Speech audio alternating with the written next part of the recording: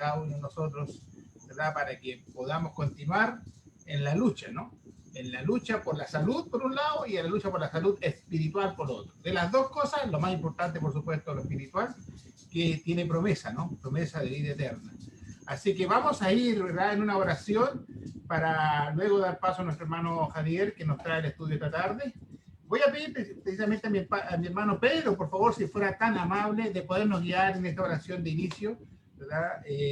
Para que el Señor nos pueda guiar y nos dé sabiduría. Hermano, por favor, si fuera tan amable. Con mucho gusto. Vamos a orar. Oremos.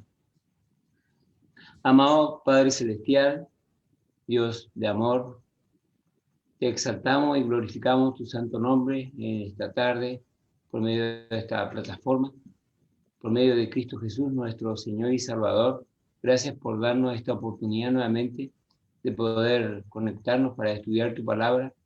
Te pedimos que abras nuestras mentes, nuestros corazones, para que tu palabra pueda habitar en nosotros, vivir conforme a ella, fortalecer nuestra fe cada día, crecer más en lo espiritual y agradarte en todo lo que hacemos con nuestras vidas. Te pedimos que bendigas al hermano que va a traer tu palabra, que lo haga conforme a tu verdad, conforme a tu voluntad, y que todos podamos realmente tener un tiempo agradable de estudiar tu palabra, de conocer más tu voluntad y vivir conforme a ella. Todo esto, Padre, te pedimos, te agradecemos en el nombre glorioso de Cristo Jesús, nuestro Señor y Salvador. Amén. Amén, Señor. Muchas gracias, mi hermano Pedro. Bueno, hoy día tenemos un invitado especial, nuestro hermano Javier. Que Dios lo bendiga, hermano. Gracias por su tiempo. Nosotros sabemos que es una persona bastante ocupada en el trabajo espiritual, ¿no? Increíble, pero a pesar de la pandemia y de todos los problemas, el trabajo de la predicación ha continuado y eso ha sido maravilloso, ¿no? Y hay personas que todavía quieren abrazar esta salvación y que quieren abrazar a Cristo. Así que desde ya le agradecemos a mi hermano por su tiempo, por su disposición y por su alegría. Yo sé que es una persona joven, alegre, como es típico quizás de los hermanos colombianos, ¿no? Y de muchos otros hermanos también. Así que Dios le bendiga, hermano. Gracias. Y no sé si van a necesitar compartir pantalla para poder... ¿No? Ok. Que Dios lo bendiga, hermano. Adelante. Gracias.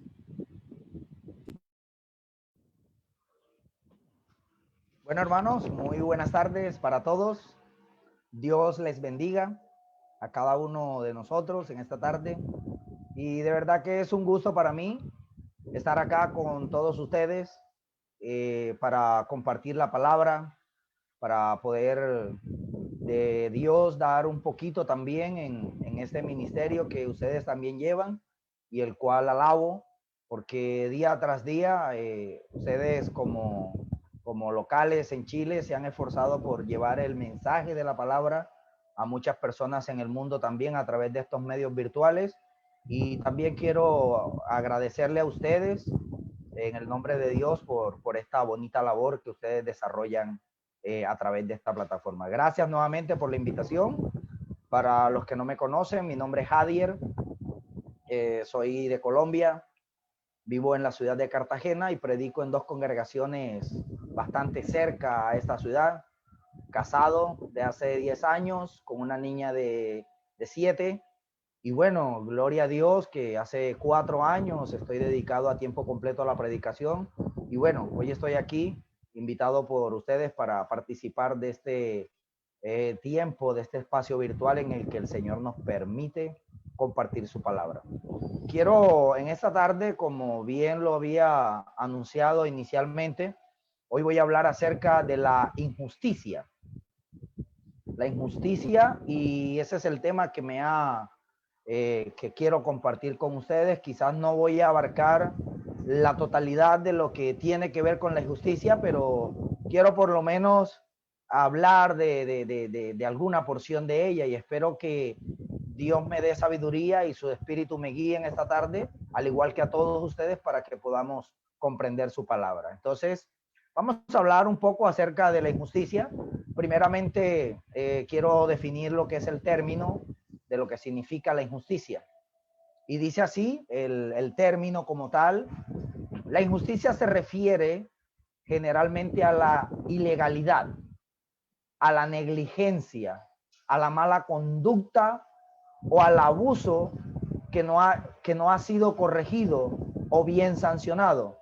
Y también al no respeto por los derechos tanto de los individuos como de la sociedad en conjunto. En pocas palabras, nosotros podríamos decir que la injusticia es el beneficio de algunos en pos del perjuicio de otros.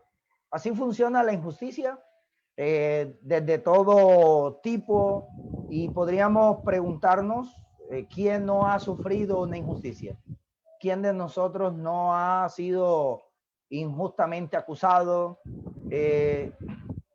por cualquier causa. Y estamos hablando de que estas injusticias se presentan en todas partes, en el trabajo, en los matrimonios, en los gobiernos, en el hogar, en la familia, aún en la iglesia. Y de pronto también suelo comentar acerca de esto porque es necesario también entender de que en la iglesia y aún en la búsqueda de Dios nosotros hemos recibido injusticias.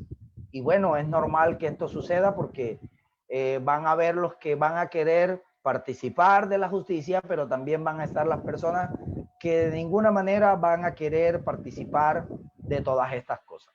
Yo quiero invitarlos para leer un versículo inicial y quiero invitarlos al libro de Deuteronomio capítulo 32. Deuteronomio capítulo 32, versículo 4. Deuteronomio capítulo 32,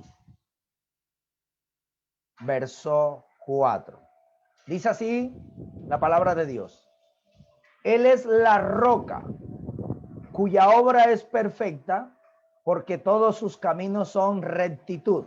Dios es verdad y sin ninguna iniquidad en él. Él es justo y recto.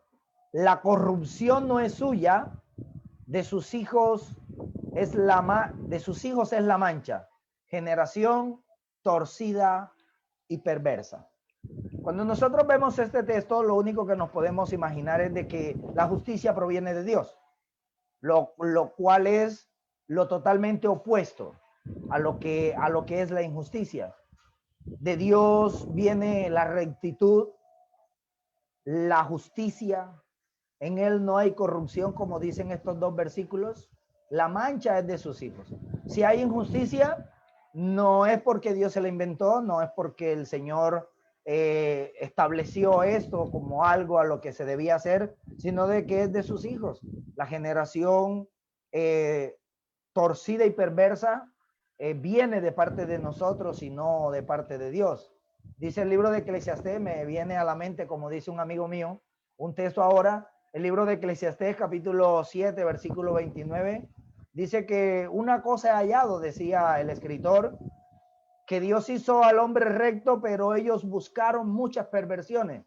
El tema de la injusticia viene de parte de nosotros, porque el derecho está establecido por Dios, lo correcto está establecido por Dios, y que por lo tanto podríamos decir que la justicia procede de Dios, y como nosotros somos seguidores de él, vamos a estar prestos para seguirla y para atraparla en nuestras vidas, por decirlo así. Primera de Timoteo, capítulo 6, versículo 11, en el Nuevo Testamento, Primera de Timoteo, repito, capítulo 6, verso 11, el texto viene hablando acerca del amor al dinero y que por ellos muchos se han pervertido, pero en el consejo final de lo que no debe hacer el cristiano y de lo que sí debe hacer, el contraste lo tiene el verso 11, cuando Pablo le dice a Timoteo, mas tú, oh hombre de Dios. Vea lo importante de este verso, porque este verso no es como otros versos en donde Dios le está hablando a todo el mundo y toma a la humanidad como para expresarle algo. No, este pasaje particularmente, Pablo, inspirado por el Espíritu Santo, lo está mostrando que es directamente para el hombre de Dios. Mas tú, oh hombre de Dios, huye de estas cosas y sigue la justicia. sigue la justicia, la piedad, la fe, el amor, la paciencia y la mansedumbre. Pero me llama la atención de que este texto, como primera medida, tenga como verso, pues, como requisito principal, la justicia. El hombre de Dios debe ser justo. El hombre de Dios debe ser recto. En el hombre de Dios no debe haber todas aquellas cosas que puedan dañar a otra persona, y mucho menos a todas aquellas personas que podrían en algún momento tener la razón. Y precisamente, basado en este tema, quiero hablar de una historia del Antiguo Testamento, la cual con el tiempo la traeré a la gracia a nosotros para que la podamos analizar. Los quiero invitar a Génesis 38. Hoy quiero hablar de una historia quizás no muy conocida, o quizás sí. Espero que todos de pronto puedan haberla leído en algún momento. Y es la historia de Judá y Tamar. Está en Génesis capítulo 38. Y encontramos la historia desde el capítulo 1, desde el verso 1, perdón, hasta el verso 26. Génesis 38. Génesis 38. Versículos del 1 al 26. Judá y Tamar aparece como título en algunas Biblias. Dice la palabra de Dios, hablando acerca de voy a hacer una pequeña introducción. Aquí dice el verso 1, aconteció en aquel tiempo que Judá se apartó de sus hermanos y se fue a un varón adulamita que se llamaba Ira. Y vio allí Judá la hija de un hombre cananeo, el cual se llamaba Súa, y la tomó y se llegó a ella, y ella concibió y dio a luz un hijo, y llamó su nombre Er. En los primeros 5 versículos, nosotros encontramos que esta mujer, hija de Súa, le dio 3 hijos. Esta unión, cuando Judá en algún momento se separó de sus hermanos y se fue a la hija de un cananeo, a la cual de ella le concibió 3 hijos. El primero Er, el segundo Onán, el tercero era Sela, el último, ¿verdad? Y cuando nosotros vemos aquí estos versículos, encontramos algo bien importante, y en donde involucra a esta mujer llamada Tamar. A partir del versículo 6 en adelante, nosotros encontramos que Judá tomó mujer para su primogénito Er, la cual se llamaba Tamar. Aquí entra esta mujer a la historia. Era normal, ¿no?, que los padres en el pasado, o al menos en la cultura de los israelitas, le buscaran mujeres a sus hijos, así como lo hizo Abraham también para su hijo Isaac. Podemos recordar esto también.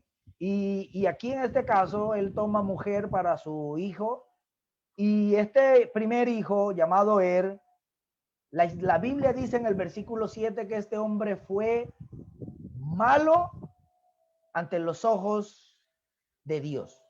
Dice el verso 7, y Er, el primogénito de Judá, fue malo ante los ojos de Jehová, y Jehová le quitó la vida. Muere Er, y vemos que ahora, de ahí en adelante, dice que Judá dijo a Onán, versículo 8, llégate a la mujer de tu hermano y despósate con ella y levanta descendencia a tu hermano.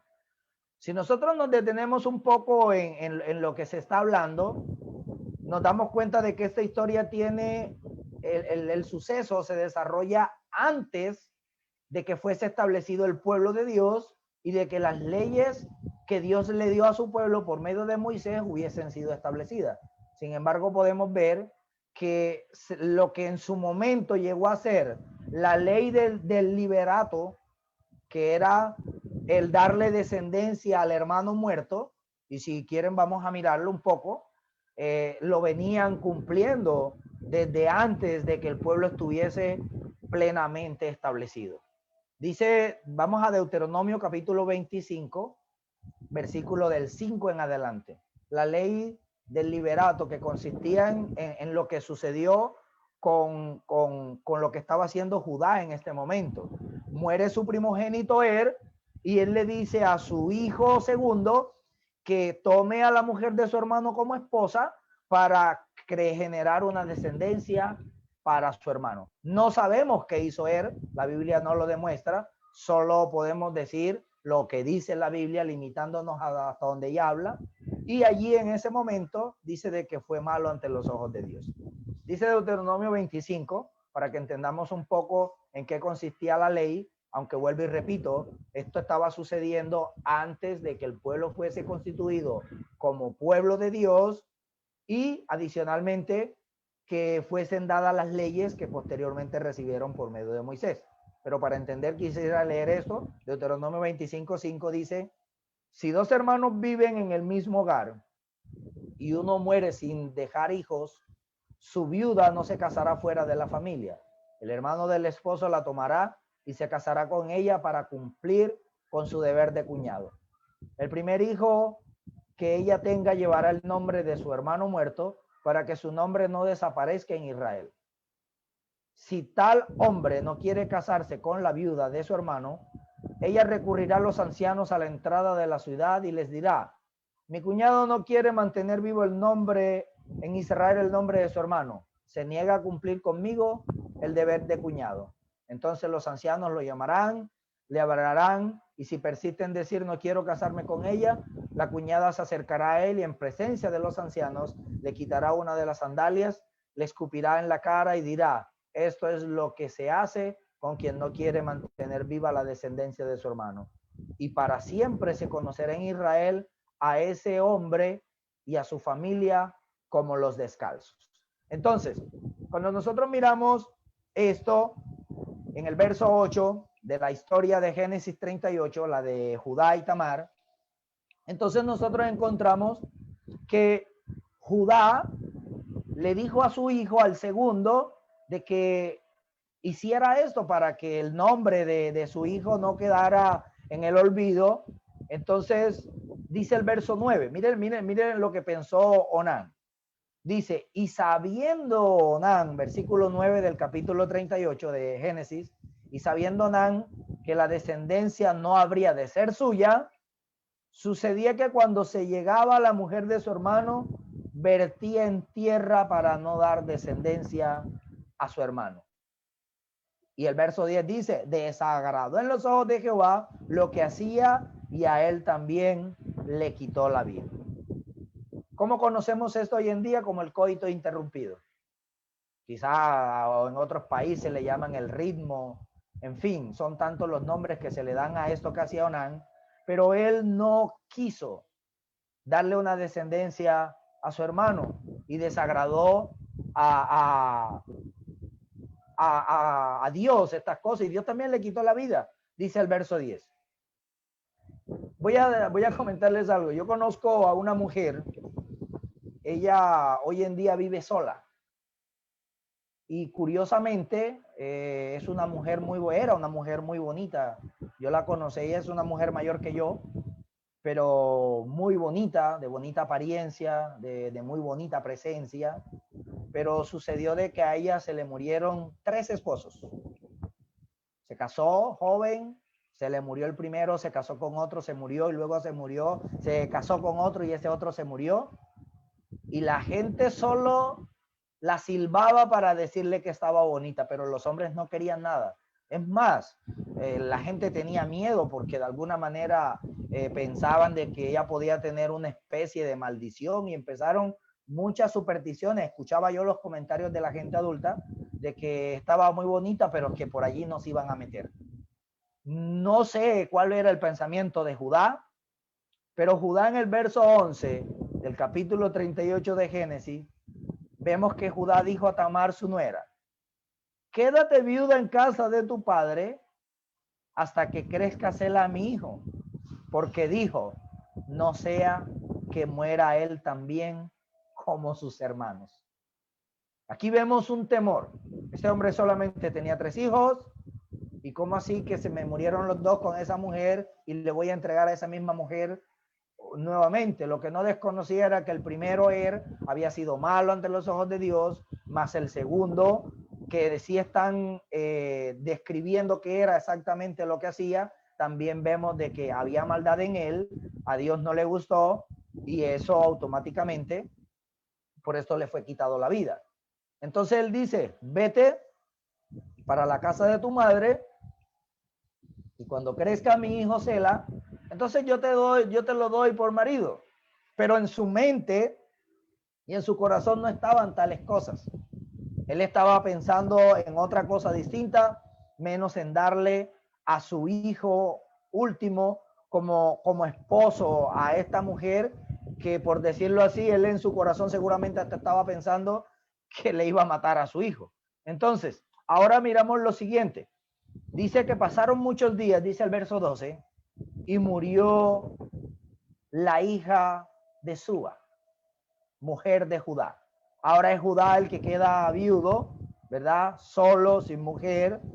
Después Judá se consoló, pasó el tiempo del duelo, del luto, por decirlo así, y subió a los trasquiladores de las ovejas a Timnat, él y su amigo Hira, el adulamita.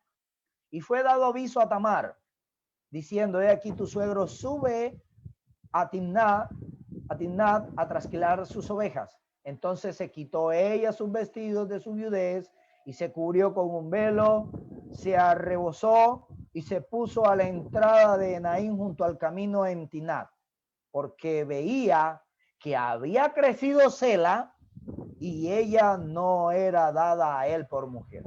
Entonces ya que en su momento era un niño, que era una persona joven, entonces Judá no había decidido, no había cumplido su palabra, no había decidido llevárselo para dárselo por mujer como correspondía, para así establecer el nombre de aquel primer hijo que él había tenido.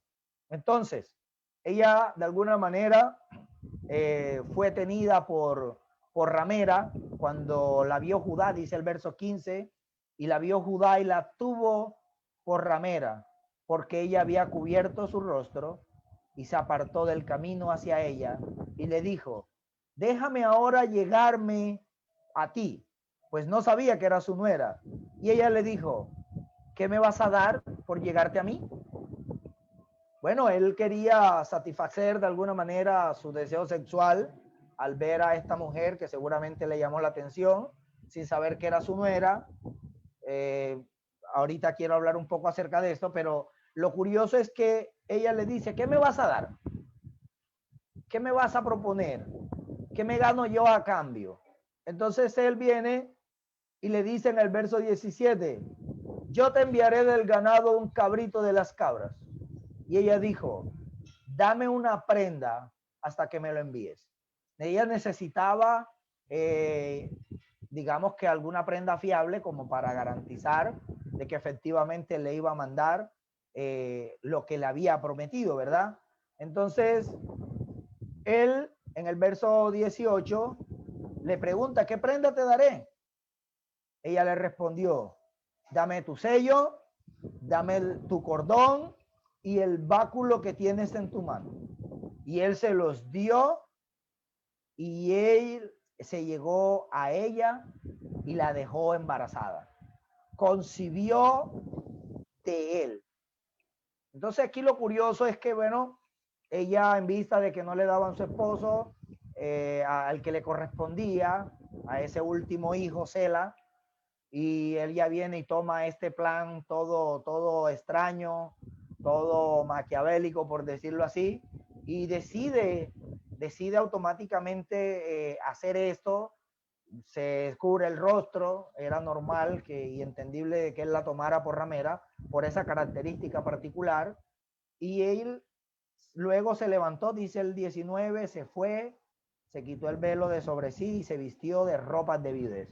Ella volvió a su vida normal, ella era una viuda que había perdido 2 maridos, simplemente se quitó la viudez para ir a hacer lo que iba a hacer, a estar con su suegro, a mirar a ver cómo hacía, seguramente hasta lo había pensado, y vemos de que lo consiguió. Ahora está embarazada de su suegro, y dice que con el tiempo, al verso 20, Judá envió el cabrito de las cabras por medio del amigo, ¿verdad?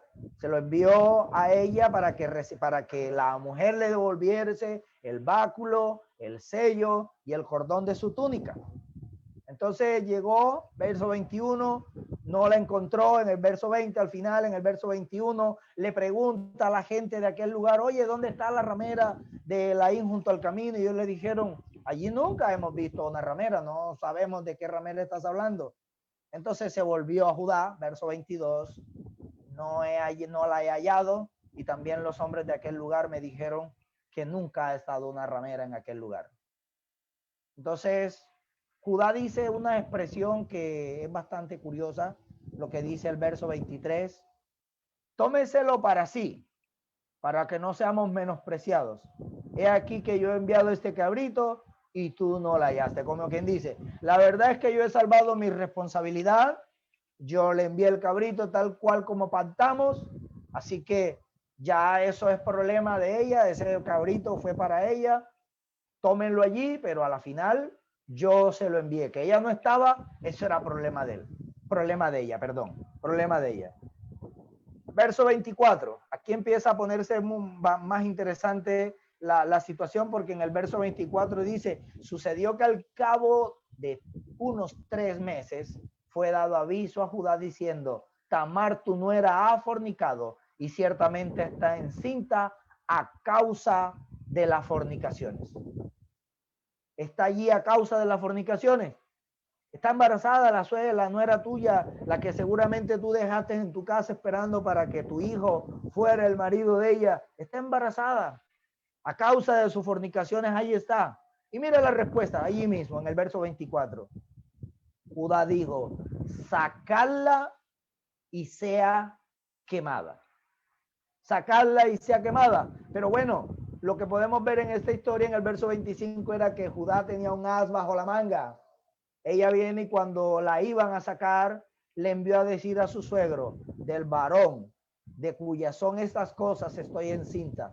También dijo, mira ahora de quién son estas cosas, el sello, el cordón y el báculo.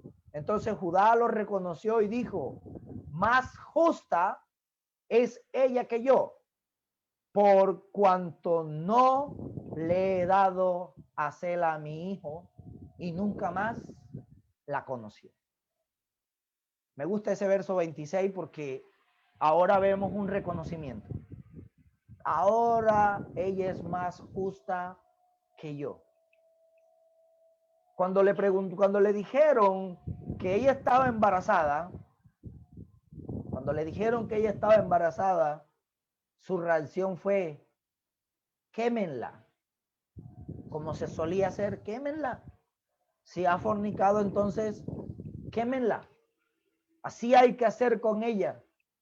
Ella es una injusta, ella es una mala, ella es una mala nuera, ella no fue justa, ella no fue fiel al pacto, o quién sabe qué cosa estaría pensando él dentro de sí, pero él no pensaba para sí mismo.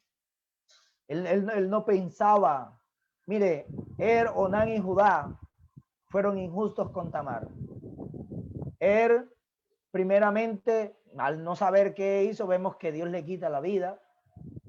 Vemos que el otro también vierte en tierra para no dejarla embarazada. Y Judá, teniendo la opción de darle a su hijo, viendo que ya su hijo era grande, entonces tampoco le dio a su hijo. Entonces, si empezamos a hablar de injusticias, entonces vemos que muchas veces, cuando nos creemos justos, empezamos a atacar. Empezamos a mirar los defectos de otra persona. Empezamos a condenar e incluso a castigar severamente a todo aquel que se ha equivocado y sin tener en cuenta lo que yo he hecho, la culpabilidad que llevo yo. Y quizás muchas veces creemos que porque nuestros pecados son ocultos, entonces de pronto nadie lo sabe, nadie los conoce, nadie me ha visto, entonces quizás por eso tengo la autoridad de poder tratar con justicia cuando verdaderamente soy más injusto seguramente que la otra persona. Ninguno de los tres tuvo misericordia de ella. Onán no quiso darle descendencia. Él solo pensó seguramente en satisfacción personal, porque entonces si él no quería darle descendencia, por lo menos no debió haberse acostado con ella. Pero él tenía sexo con ella, él se acostaba con ella con la única diferencia que vertía en tierra cada vez que estaba con ella. Su suegro no le dio a Sela, ¿verdad? Y podíamos ver que en Isaías 1:17 habla un poco el Señor acerca de las viudas, ¿no? Y claro, todas estas cosas ya estaban en la ley, dice Isaías 1:17, aprended a hacer el bien, buscad el juicio, restituid al agraviado, hacer justicia al huérfano, amparad a la viuda. Esta viuda estaba desamparada al no tener marido, al no tener hijo. ¿Quién iba a socorrer por ella? Pero no, Judá en su momento, al verla embarazada, dijo, quémenla, mátenla. Y vemos que cuando ella saca el as bajo la manga, como yo lo llamé al principio, ella ve que ella tiene unas prendas que son de su suegro, el mismo que había dado la voz de mandarla a quemar. Entonces él reconoce que aquella mujer era la ramera, aquella mujer era su nuera, quien habiendo tomado un disfraz, entonces ahora él siendo engañado, la dejó embarazada, pero era él el padre. Entonces, ¿qué puede causar la injusticia en la vida de un ser humano? Bueno, primeramente genera un gran dolor, genera un daño espiritual, afecta la salud, rabia, genera amargura, odio e incluso sed de venganza. Porque lo que nosotros vemos aquí es un plan armado por una mujer con amargura, con rabia, habiendo sido defraudada, que ve que el que debería ser su esposo ya está grande y todavía no se lo han entregado, pero su suegro anda como si nada. Y bueno, vemos que ahora él está allí con su sello, con su báculo, con su cordón y reconociendo que son suyos, y él simplemente dice, esta mujer verdaderamente es más justa que yo. Ella es más justa que yo. Y preguntaríamos de pronto, ¿por qué? ¿Por qué? Porque ella es más justa. Bueno, porque no que ella hubiese hecho cosas buenas, porque no hay razón por las cosas que ella hizo. Pero él está reconociendo que también tiene errores y que no debió haber sido lo suficientemente severo ni duro con ella. Entonces, ¿quiénes llevaron a Tamar a incurrir en este engaño? Ellos. ¿Quiénes incurrieron en que ella terminara teniendo, hiciera mentira y tuviera relaciones sexuales indebidas o maquinaciones perversas por estas cosas que llegó a hacer habiéndose cubierto el rostro y disfrazando de ramera para ponerse allí en un pasadizo por donde iba a pasar su suegro? Ellos fueron los que la llevaron a tal punto. Entonces muchas veces nosotros somos responsables, muchas veces también hay equivocaciones en nosotros, pero aún así, habiendo sido los causantes de la piedra de tropiezo, aún así nos tornamos como justos, como jueces y como dictadores de castigos y amonestaciones severas. Porque estamos muchas veces dispuestos a que se castigue con severidad al que cometió el error, sabiendo que de pronto yo tengo cosas injustas en mí. En Lucas 17:1, en el Nuevo Testamento, hablando Jesús acerca de los que causan tropiezo, dice luego Jesús a sus discípulos, los tropiezos son inevitables, pero hay de aquel que los ocasiona. Y en Lucas 17:2 dice, mas le valdría ser arrojado al mar con una piedra de molino atada al cuello que servir de tropiezo a uno de estos pequeñitos. Entonces el Señor está dando un castigo severo. ¿Para quiénes? Para todos aquellos que son tropiezo en la iglesia, para todos los que son tropiezo en el medio de su pueblo.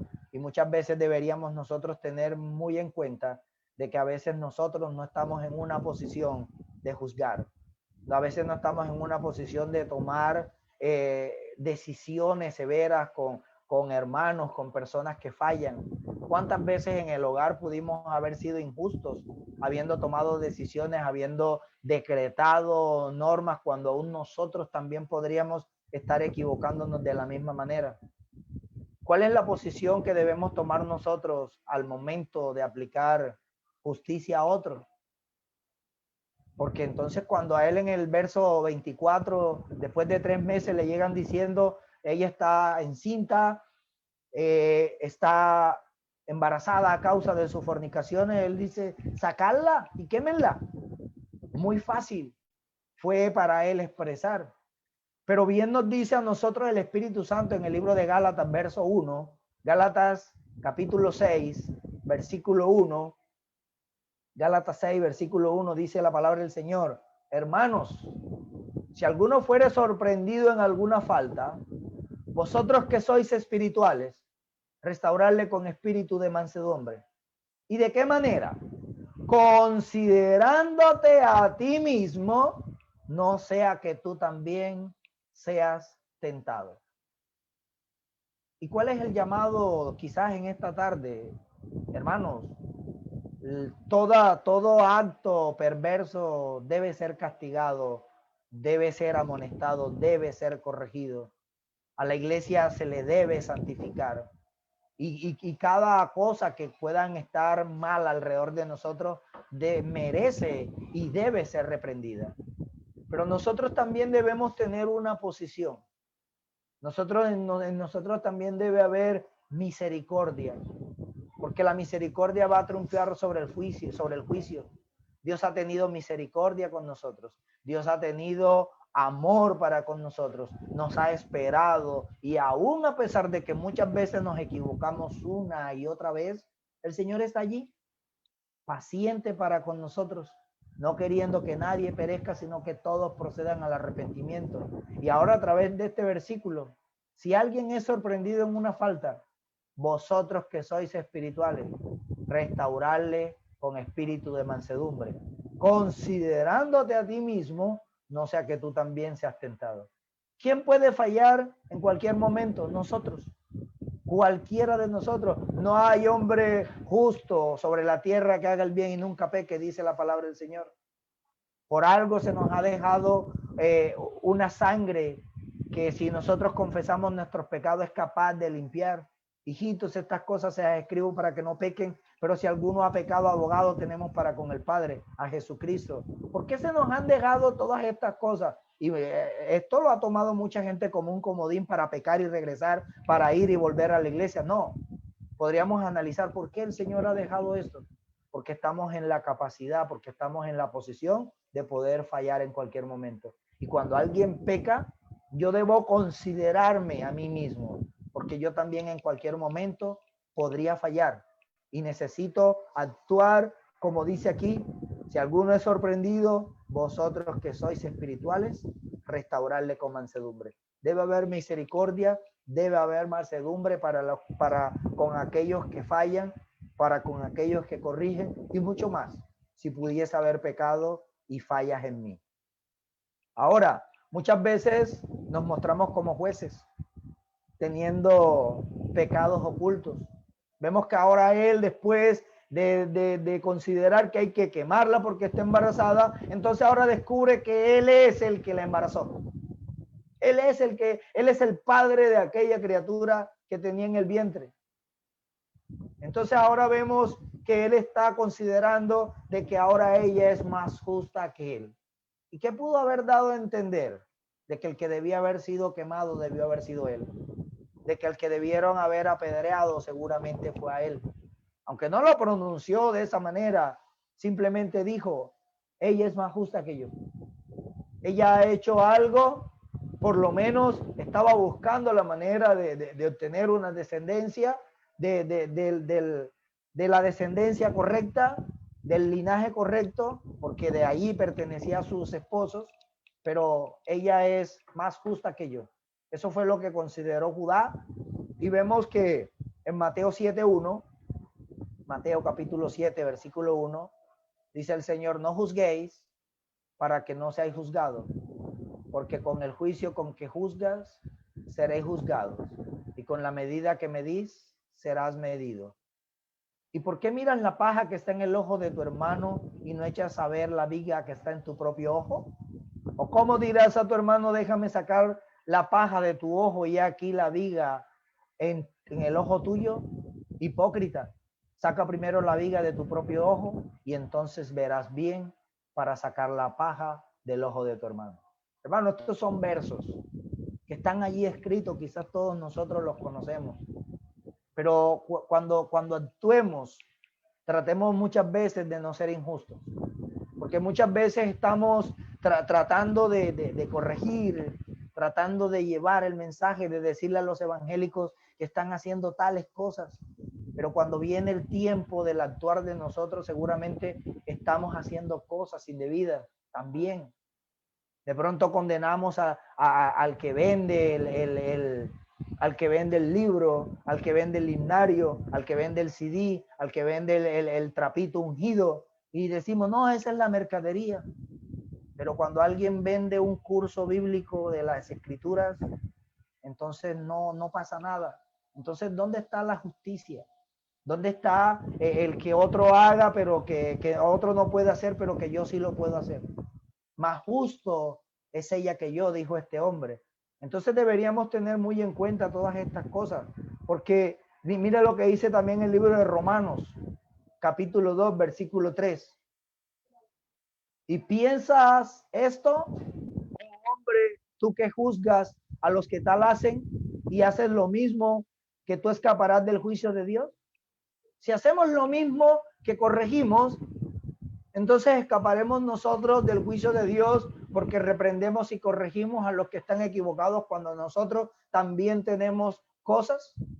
Yo creo que es necesario que nosotros tratemos al máximo de limpiar nuestras vidas, de buscar cada día ser mejores delante de Dios. Hay un texto en Mateo 7:21 que dice, no todo el que me dice Señor, Señor entrará en el reino de los cielos. Esto es un texto hacia adentro. Esto es un texto hacia mí, no para predicárselo a otro, no para mostrárselo a otra persona.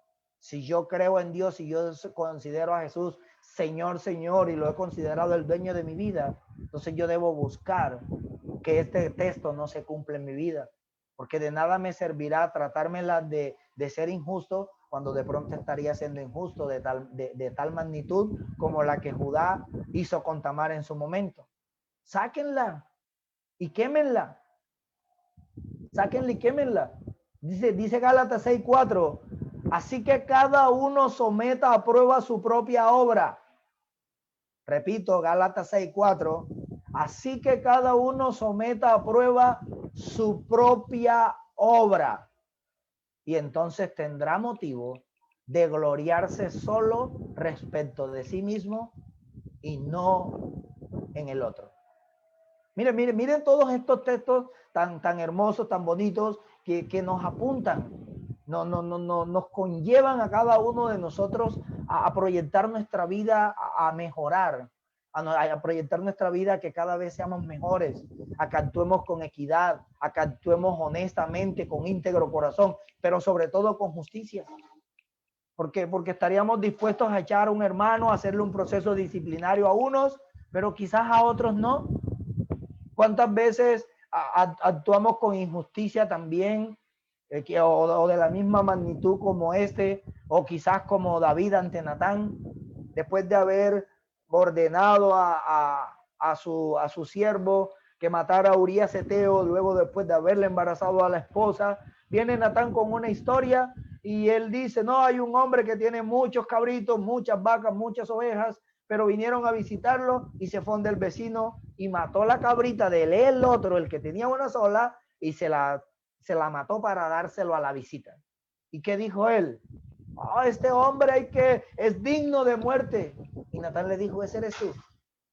Ese eres tú. Se encendió el furor de David en gran manera contra aquel hombre y dijo a Natán, vive Jehová que el que tal hizo es digno de muerte. Esto lo encontramos en el libro de 2 Samuel capítulo 12, del 5 al 13. Ahí está la historia y muchas veces vemos que no somos consecuentes con lo que muchas veces tenemos en nuestras vidas. Hay algo bien real. y es que toda injusticia debe ser corregida. La palabra de Dios debe ser dada, y la palabra de Dios va a funcionar, que la dé una persona pecaminosa o que la predique una persona que esté practicando la santidad. Si no, recordemos lo que dijo el Señor allá en Mateo capítulo 23. Allá en la cátedra de Moisés se sientan los escribas y los fariseos. Todo lo que ellos digan, todo lo que esos hipócritas, todo lo que esos sepulcros blanqueados le digan a ustedes de la ley, conforme a como se las digan, guardarla y hacerla, pero no hagan como ellos. Entonces podemos entender por estos textos que yo podría, de alguna manera, siendo injusto, predicar la palabra. Pero al que se la predique le va a servir. Al que la escuche la va a recibir y le va a servir de mucho. Pero también me va a servir a mí el ser justo y el no ser injusto de alguna manera. Porque a veces estamos dispuestos, por amor a los familiares, a cometer injusticia. ¿Cuántas veces hermanos prefieren mejor ir a donde el hermano, a corregirle los hijos, a decirle que sus hijos están mal, cuando los hijos de él no están bien? A decirle cómo se debe vestir la esposa de otro, cuando su esposa no viste bien. A irle a decir a otros hermanos, cuando de pronto su vida no anda bien. Y perdemos credibilidad como cristianos, como predicadores, como hermanos, como iglesia, cuando actuamos injustamente. ¿Cuántas veces de manera injusta venimos y no reprendemos al hermano que tiene el carro y que siempre me da la cola, el chance, el pato para irme para la casa?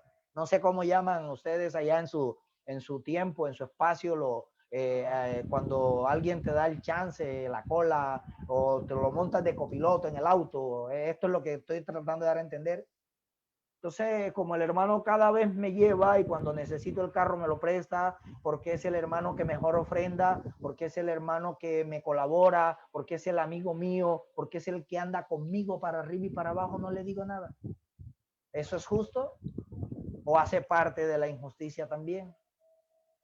Ahora nosotros podemos mirar que este hombre decía, más justa es ella que yo. ¿Es más justa ella que yo? Dios no hace injusticia. Mire, desde Segunda de Crónicas y aún terminando en el Nuevo Testamento en Santiago 2:9, Segunda de Crónicas 19:7 dice, sea pues con vosotros el temor de Jehová. Mirad lo que hacéis, porque Jehová vuestro Dios no hay injusticia, ni acepción de persona, ni admisión de soborno. En él no hay nada que podamos ofrecer. Para él solo cuenta la justicia. En él no hay injusticia y por lo tanto en nosotros no debería haberla. Porque si Pablo nos está diciendo ser imitadores de Dios, entonces en Dios no hay injusticia como tal. Y debería yo tener en cuenta estas cosas para poder tener en cuenta lo que el Señor me está diciendo. Y dice Santiago 2:9, pero si hacéis acepción de persona, cometéis pecado y quedáis convictos por la ley como transgresores. Entonces, debemos deleitarnos en la palabra de Dios, en limitarnos a lo que el Señor dice. Y también entender algo que no podemos hacer, como por lo que hizo Tamar. No podemos buscar justicia por nuestros propios medios. No paguéis a nadie mal por mal, procurad lo bueno delante de todos los hombres. La venganza es mía, dice el Señor, Romanos capítulo 12. Y por lo tanto ella trató de buscar la justicia por sus propios medios y vemos que casi le cuesta la muerte. Si no hubiese sido sagaz al tomar prenda, quizás le hubiese costado la vida. Pero ¿qué pasa? ¿Qué pasa con lo que dice el libro de Romanos? Con este verso quiero terminar. Romanos capítulo 2, verso 8. Romanos capítulo 2, versículo 8. ¿Para quién va a ser la ira? ¿Para quién va a ser el enojo? ¿Para quién va a ser el lloro y el crujir de dientes? Dice la escritura, Romanos capítulo 2, versículo 8. Pero ira y enojo a los que son contenciosos y no obedecen a la verdad, sino que obedecen a las injusticias. Isaías 10:1, un pasaje más. Isaías capítulo 10, versículo 1. Hay de los que dictan leyes injustas y prescriben tiranía para apartar el juicio a los pobres, para privar del derecho a los afligidos de mi pueblo, para despojar a las viudas y robar a los huérfanos. ¿Y qué haré en el día del castigo? ¿A quién os acogeréis para que os ayude cuando llegue de lejos el desastre? ¿En dónde dejaréis vuestras riquezas? Ay de ellos, ira y enojo, para los que no obedecen a la verdad, sino de que se complacen, o en su defecto, como dice este texto, obedecen a las injusticias. Amados hermanos, el ánimo es uno solo. Poder decirle a todos los que han escuchado esta intervención de que debemos tratar de buscar cada día ser mejores delante de Dios. Pero si usted quiere ser injusto, bueno, hay un texto en el libro de Apocalipsis, en el capítulo 22, dice, si alguien quiere ser injusto, sea injusto todavía. Si alguien quiere ser malicioso, sígalo siendo todavía. Pero si alguien se quiere santificar, entonces sígase santificando todavía, porque Dios traerá a juicio toda obra y le dará a cada quien su galardón conforme a sus obras. Esto lo encontramos en la palabra de Dios. Tratemos cada día de ser justos con nuestros hermanos, con las personas que nos rodean y mucho más. Si hay alguna piedra de tropiezo en nosotros, tratemos de que esto sea corregido para que cada día tengamos mucho más autoridad de poder llegar a corregir a otras personas. Dios nos bendiga, amados hermanos. Y muchísimas gracias. Hermano Javier, muchas gracias por el mensaje. La verdad que cada mensaje nos deja una instancia de mucha reflexión, ¿no? Creo que como cristianos tenemos mucho que aprender todavía. Pero ahí está, como tú bien dices, la palabra de Dios, que es el mejor consejo. Y si hablamos de justicia, no hay mayor justicia que la que aplica Dios. Y esa misma justicia la quiere ver en sus hijos. Así que muchas gracias, mi hermano. Que Dios te bendiga a ti y a tu familia. Gracias nuevamente por acompañarnos. Y voy a pedir a mi hermano Mario, por favor, Arillano, si fuera tan amable, si nos puede dirigir en la oración de cierre, para luego pasar a un espacio de conversación, preguntas o aporte en torno a este estudio. Hermano Mario, por favor, si fuera tan amable. ¿Cómo no? Oremos, hermanos.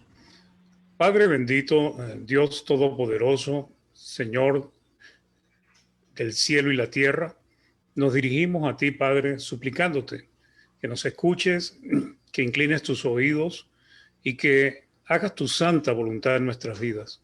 Agradecido por la enseñanza que ha traído nuestro hermano Jadiel, a quien te pedimos que bendigas a él y a su familia, que también bendigas a todos los que estamos en esta plataforma, los que están conectados en Facebook, para que sigan creciendo en el conocimiento de tu palabra y también puedan ser obreros útiles en tu reino.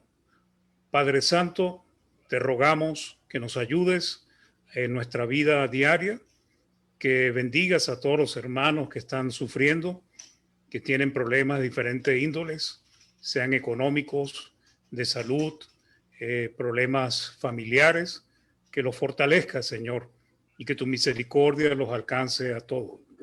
Ayúdanos, Padre, a seguir perseverando en estas plataformas que puedan servir de edificación, de amor, de comunión entre los hermanos, Señor, y te lo pedimos y agradecemos todo en el nombre de nuestro Señor y Salvador Jesucristo. Amén. Amén, Señor. Muchas gracias, mi hermano Mario.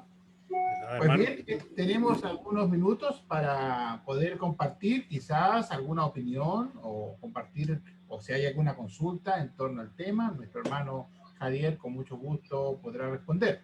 Así que usted me indica, desmuta su micrófono y con gusto le podemos dar la palabra. Ah, sí, antes se me olvidaba. Hermano Néstor, ¿cómo nos fue en Facebook? Hay un saludo ahí para todos nuestros amigos y hermanos de Facebook. Dos cosas. Buenas tardes a todos los hermanos. Bueno, en Facebook tuvimos hasta el momento 12 hubieron momentos 14 personas, pero estuvo Marvin Soto, Juliana Lamas, Janet Araya, Hugo Gormas Soto, María Mojica Agüero, Milka Sánchez Mesa, John Nilsson Rivero, Reina Anila, Betsabe Sánchez. Para todas ellas y ellos, un saludo, un agradecimiento por estar apoyándonos y poner oído atento a las palabras de Dios. Este mensaje de hoy, mañana, si Dios lo permite, estará en YouTube en la mañana, en el canal Iglesia de Cristo PDA, Pan de Azúcar, ¿ya?